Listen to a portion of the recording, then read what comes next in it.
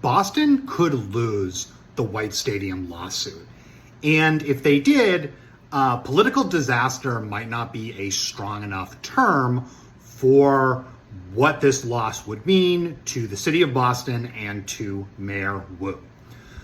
This is something that I talked about in the Boston Herald. I provided the political disaster quote that's here in the headline.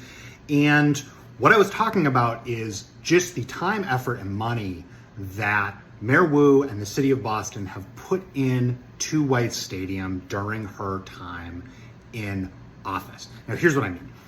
The city of Boston has put in at least $135 million in cash. That's up from $0 in the initial version of the plan that was proposed back in the summer of 2023.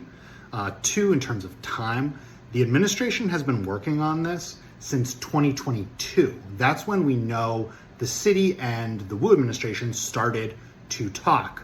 And you can see, the Herald did some reporting on this, on the communication prior to the RFP going out.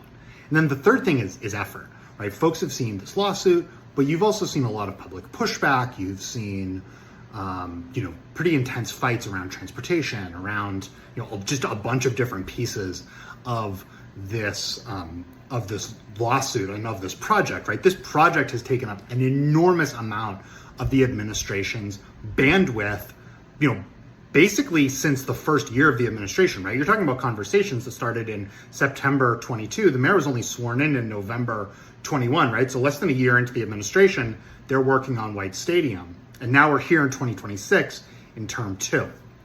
And so just taken all together, the possibility of a loss just hangs very heavy over the administration, and the city needs to start figuring out what they'll do if they lose.